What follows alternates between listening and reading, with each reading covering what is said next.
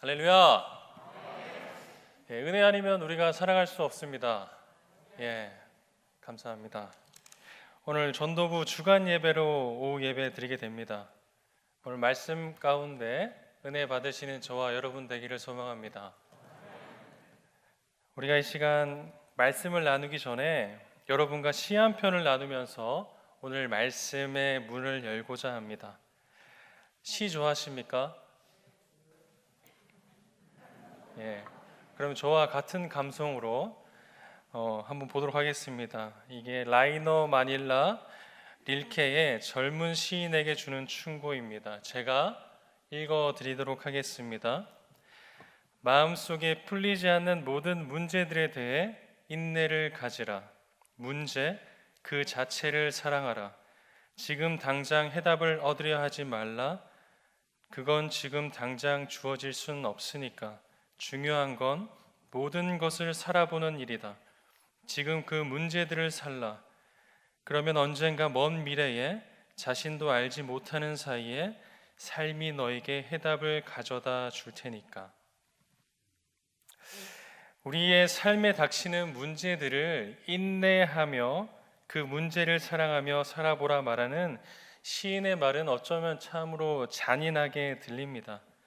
그러나 그 시의 마지막에 문제가 문제로 끝나지 않고 해답을 가지게 될 것이라고 말하고 있습니다. 문제란 해답을 가집니다.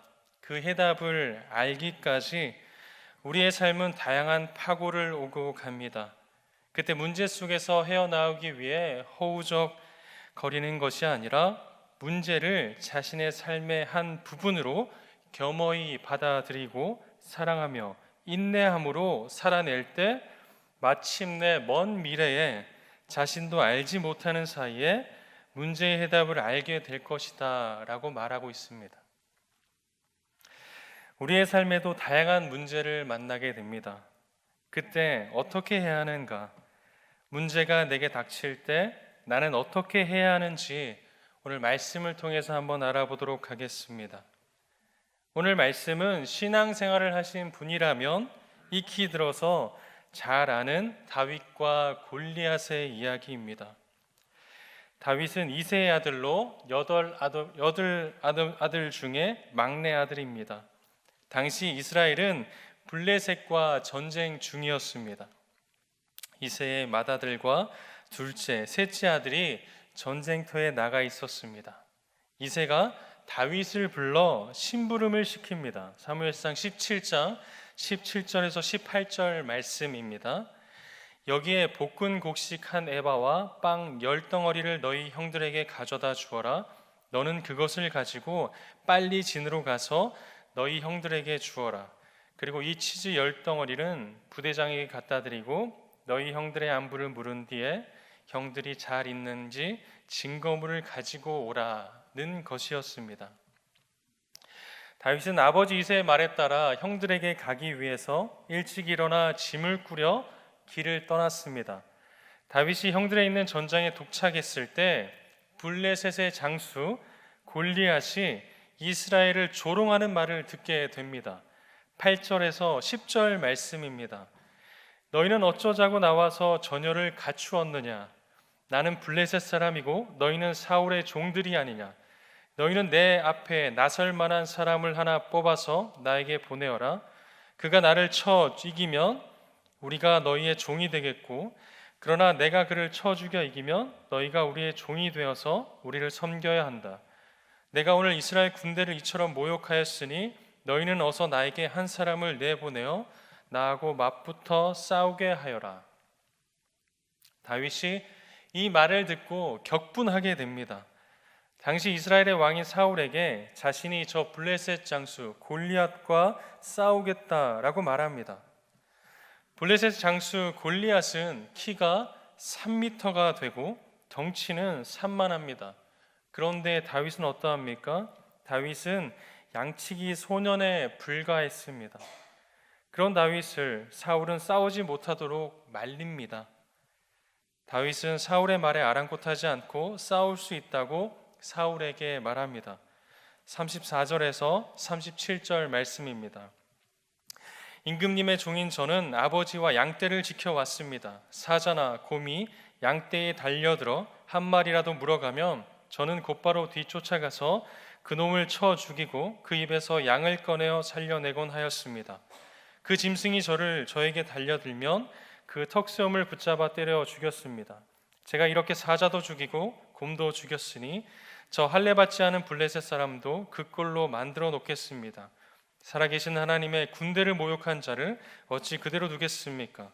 사자의 발톱이나 곰의 발톱에서 저를 살려주신 주께서 저 블레셋 사람의 손에서도 틀림없이 저를 살려주실 것입니다.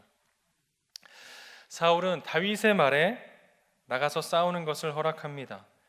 다윗에게 무장을 시켜주려 하지만 다윗은 어려서 무장이 맞지 않았습니다. 무장을 하지 않고 다윗은 자신이 늘 하던 대로 시냇가에 가서 돌 5개를 골라 주머니에 넣고 물매를 가지고 골리앗 앞으로 나아갔습니다. 어린 소년이 키가 3미터가 넘고 덩치가 거대한 자신과 싸우겠다고 아무런 무장도 하지 않은 채 나오는 것을 볼 때 기가 막힐 노릇이 아니겠습니까? 골리앗은 다윗을 업신여기며 다윗을 저주합니다. 그러나 다윗은 아랑곳하지 않고 자신이 가지고 간 돌을 물매를 이용하여 골리앗의 이마에 맞춥니다.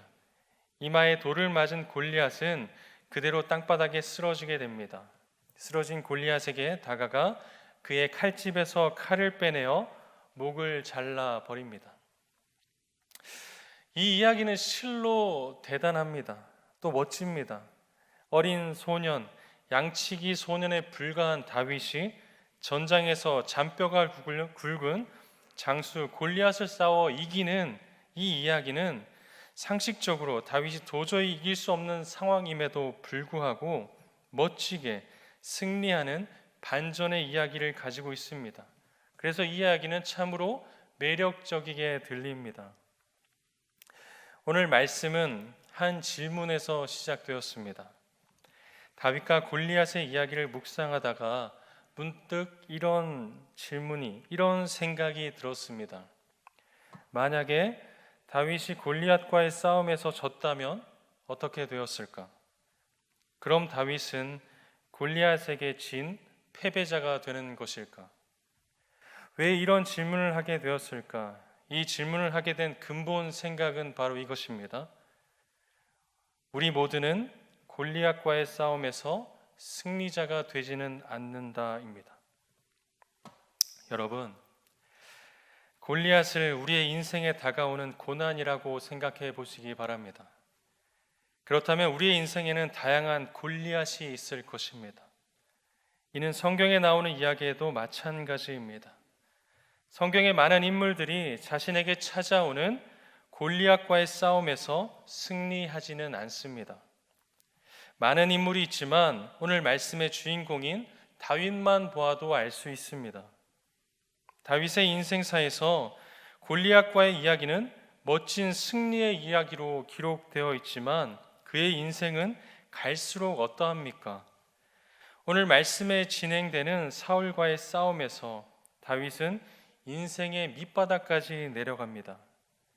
사울이 자신을 시기하여 죽이려 함을 듣고 여러 번 피신해야 했고 가드왕 아기스에게 피신하였다가 침을 흘리며 미친 척까지 하여 위기를 모면해야 했습니다.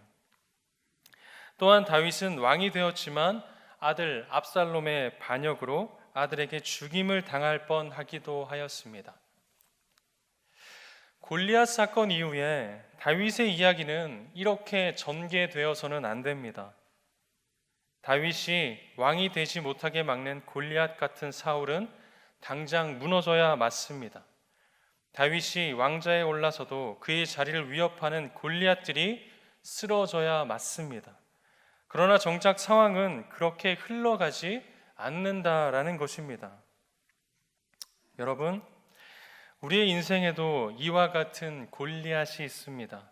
키가 3미터가 넘고 덩치가 너무나 커서 보기만 해도 무섭고 두려워서 숨이 턱턱 막힐 것 같은 골리앗이 우리의 삶을 가로막을 때가 있습니다. 우리도 물매를 던져서 승리하는 멋진 이야기들을 만들어 가고 싶지만 현실은 그렇지 않습니다. 오늘 말씀 다윗과 골리앗의 이야기에서 우리가 중요하게 봐야 하는 포인트가 있습니다. 그것은 결과가 아니라 과정입니다. 이 이야기에서 결과는 승리입니다. 이길 수 없을 것 같았던 다윗이 골리앗과 싸워 이겼습니다. 이런 승리는 누구나 원합니다.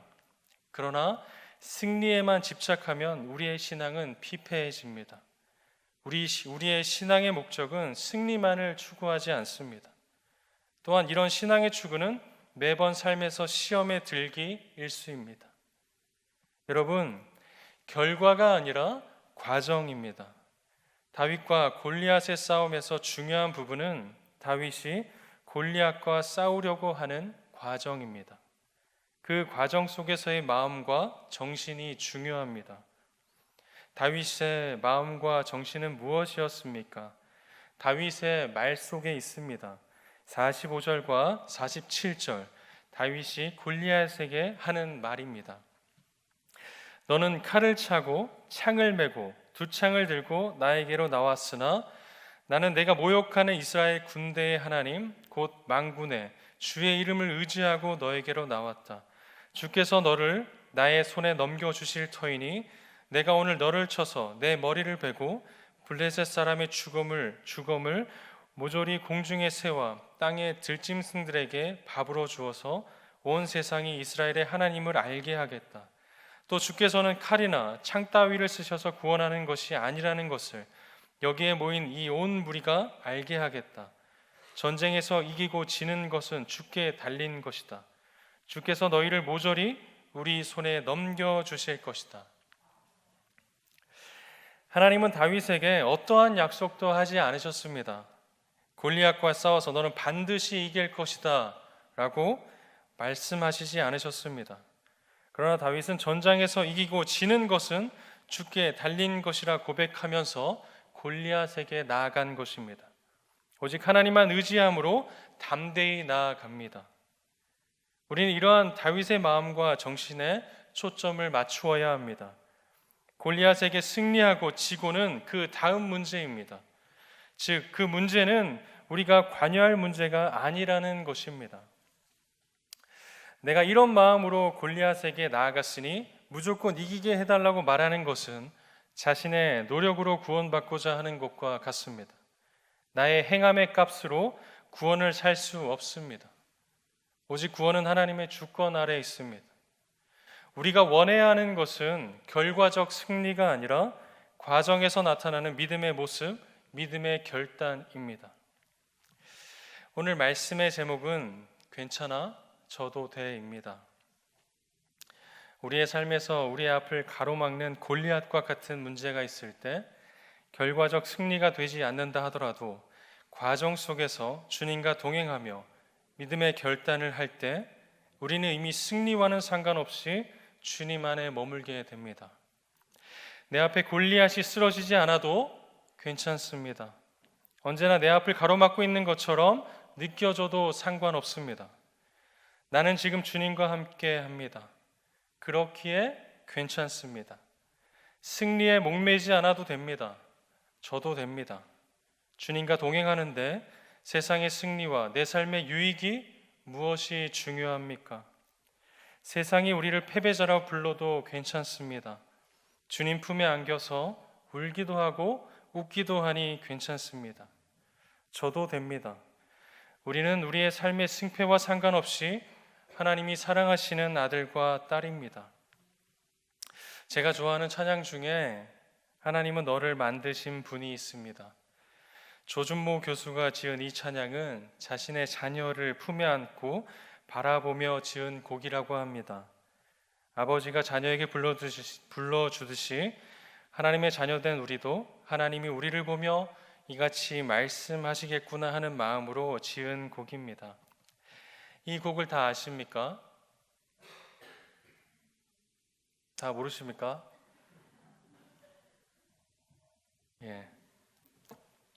이 곡의 가사를 제가 한번 읽어드리겠습니다. 이 가사가 나를 향한 하나님의 마음이구나 하고 들어보시기 바랍니다. 하나님은 너를 만드신 분, 너를 가장 많이 알고 계시며 하나님은 너를 만드신 분, 너를 가장 깊이 이해하신단다. 하나님은 너를 지키시는 분, 너를 절대 포기하지 않으며 하나님은 너를 지키시는 분, 너를 쉬지 않고 지켜보신단다. 하나님은 너를 원하시는 분, 이 세상 그 무엇 그 누구보다 하나님은 너를 원하시는 분, 너와 같이 있고 싶어 하신단다. 하나님은 너를 인도하는 분, 광야에서도 폭풍 중에도 하나님은 너를 인도하는 분, 푸른 초장으로 인도하신단다. 그의 생각 셀 수 없고 그의 자비 무궁하며 그의 성실 날마다 새롭고 그의 사랑 끝이 없단다. 하나님이 이 사랑으로 지금도 우리 모두를 사랑하는 줄을 믿습니다. 여러분, 다윗이 골리앗과 싸우러 나갈 때에 그 정신과 마음에서 중요한 키워드가 있습니다. 바로 신뢰입니다. 다윗은 하나님을 신뢰했습니다. 양치기 소년 다윗이 골리앗 앞에서 두려워하지 않고 나아갈 수 있는 비결은 신뢰였음을 알 수 있습니다. 신뢰란 무엇일까? 신뢰한다는 것은 믿는다라는 것입니다. 우리는 신뢰를 자연스럽게 말합니다. 직장을 구하는 사람에게 좋은 직장에 들어갈 것이라고 믿어. 환경이 힘든 사람에게 환경이 좋아질 것이라고 믿어. 등등 수많은 상황에서 우리는 신뢰를 자연스럽게 말합니다. 그러나 이러한 신뢰를 자세히 들여다보면 하나님을 믿는 것이 아니라 나를 믿고 있다라는 것을 볼 수 있습니다. 즉, 우리가 바라는 좋은 결과들을 하나님이 가져다 주실 것이라 믿는다는 것입니다. 우리가 하나님을 신뢰하는 방식은 나의 기대에 맞도록 하나님이 일하실 것이라 믿는 것입니다. 내 기대에 만족하도록 하나님이 하셔야 한다고 믿습니다. 우리가 하나님을 신뢰할 때 이러한 습성은 고질적으로 드러납니다. 우리의 입맛에 따라 하나님이 좋은 것을 주실 것이라 믿는 것, 그것을 행할 것이라 믿는 것, 그렇게 신뢰할 때가 허다합니다. 주님의 뜻을 구하는 기도에서 가장 중요한 것은 주님의 뜻에 순종하며 순복함에 있습니다. 이는 복을 구하는 기도에서도 마찬가지입니다. 내 상황과는 상관없이 내가 생각하는 두려운 일과 최악의 일이 벌어진다고 해도 나는 하나님이 행하신 일을 믿고 확신함으로 신뢰해야 합니다. 그렇게 우리는 구별할 수 있어야 합니다. 이것이 내가 원하는 뜻인가? 하나님의 뜻을 원하는가? 구별할 때 바른 신뢰가 가능합니다. 다윗의 신뢰는 100% 하나님 뜻에 있었습니다. 만약 다윗이 자신의 안위와 안녕만을 위해 신뢰했다면 골리앗 앞에 설 수 없었을 것입니다. 다윗, 자신의 죽음보다 하나님의 뜻을 더 신뢰했기에 가능한 행동이었습니다. 우리는 신뢰를 말하면서 온전히 신뢰하지 않습니다. 신뢰를 말하지만 자신이 스스로 결과를 정해놓습니다. 이미 자신이 결과를 정해놓고 하나님을 신뢰한다라고 말합니다. 그 결과대로 이루어지면 하나님은 신실하시다 말하고 결과와 반대되면 시험에 빠집니다. 그렇게 기도하고 예배에 참석했는데 왜 하나님이 이루어 주시지 않는 걸까 하고 실족하게 되는 것입니다. 여러분, 결과는 하나님께 맡겨야 합니다. 우리는 그저 하나님의 뜻을 이루며 살아가는 것입니다. 하나님의 뜻을 이루며 살아갈 때 하나님께서 그 결과를 하나님의 계획 안에서 이루어 가실 것입니다. 이 신뢰는 좌절과 낙심이 없습니다. 왜 그렇습니까? 결과를 하나님께 맡겨드렸기 때문입니다. 어떤 결과이든 하나님의 뜻으로 받고 순복하면 됩니다. 다니엘의 세 친구의 믿음은 그렇기에 참으로 위대합니다. 느부갓네살 왕이 내가 만든 신상에 절하지 않으면 즉시 불타는 용광로에 던져 넣을 것이다 말하였습니다. 세 친구는 대답합니다. 다니엘 3장 17절에서 18절 말씀입니다. 왕이여, 우리가 섬기는 하나님이 계시다면 우리를 맹렬히 타는 풀무불 가운데서 능히 건져내시겠고 왕의 손에서도 건져내시리이다. 18절, 그렇게 하지 아니하실지라도 왕이여, 우리가 왕의 신들을 섬기지도 아니하고 왕이 세우신 금 신상에도 절하지 아니할 줄을 아옵소서. 세 친구들은 하나님이 우리를 풀무불에서 건져내시겠지만 그렇게 하지 아니하실지라도 왕의 신들을 섬기지 않겠다라고 말합니다. 만약 이들이 결과를 가지고 신뢰를 했다면 17절에서 끝나야 맞습니다. 하나님이 분명 우리를 건져내실 것이다 라는 결과를 가지고 이미 신뢰하기 때문입니다. 그러나 18절, 그렇게 하지 아니하실지라도 풀무불에서 건져내 주시지 않고 그 불에 타 죽어도 왕의 신들을 섬기지 않겠다라고 말합니다. 세 친구들은 결과를 온전히 하나님께 맡기고 신뢰했고 자신들은 지금의 자리에서 하나님의 뜻을 이룰 것을 택한 것입니다. 오늘 우리 모두는 이러한 믿음을 견지해야 합니다. 결과는 하나님께 맡기고 지금 나는 하나님의 뜻 안에서 하나님과 동행할 것을 택하는 믿음입니다. 하나님과 동행하니 그 어디나 하늘나라 라는 고백의 삶을 택해야 하는 것입니다. 여러분, 결과만을 바라는 나의 욕심을 내려놓기를 바랍니다.